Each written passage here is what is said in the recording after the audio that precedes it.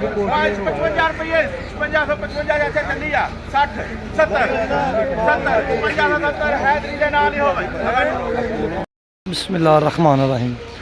अस्सलाम वालेकुम जनाब। आज तारीख 31/10/2023 तो जनाब अज दे रेट जोड़े मुंजी दे सुपर कैरनाथ दे 13-15-09 चल रहे हैं जनाब। ओपन बोली शुरू है दीवान गला मंडी खानका डोगरा जनाब। तो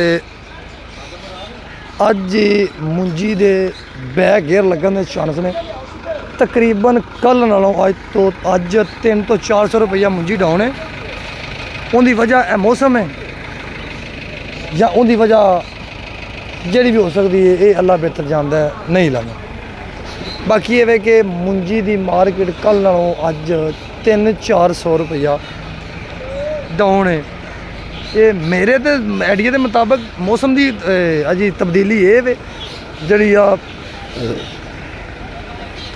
धुंधला जा बनया है नहीं कोई माशाल्लाह माल की आमद ठीक है, अच्छी है,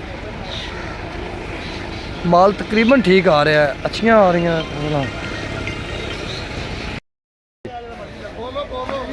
5000 रुपया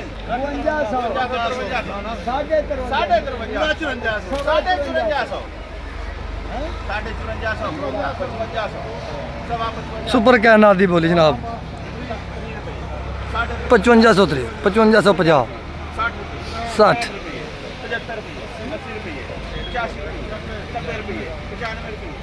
पूरा 55 5 रुपये 10 रुपये 15 रुपये 20 रुपये 25 रुपये 30 रुपये 1 2 3 5630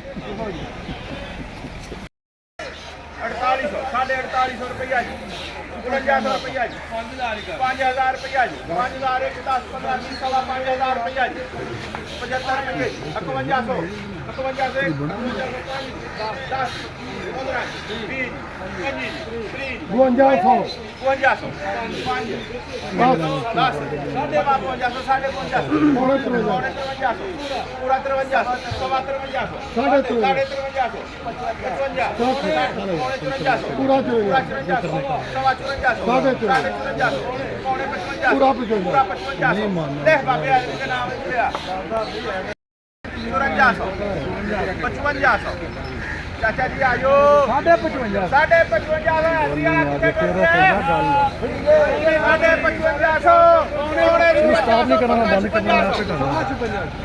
सवा 5600 वो वीडियो ले कितने रुपये 5500 55 रुपये 5555 जैसे चली आ 60 70 55 हैदरी के नाल ही हो भाई।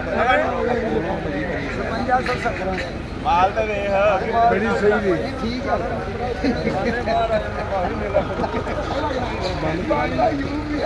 तो लो जनाब अस ढेरी मकसद है कि डाउन रेट डाउन की वजह है कि ढेरी जानी सी 58-59-6000 तक भी जा सकती सिर्फ रेट डाउन की वजह तो गई है इस ते मौसम थोड़ा है ना तब्दील होने की वजह से मसला बनया। बाकी कोई नहीं, अल्लाह पाक खैर करे, कोई मसला नहीं है, परेशानी की गल कोई नहीं, हो जाएगा, सैट हो जाएगा रेट इंशाअल्लाह।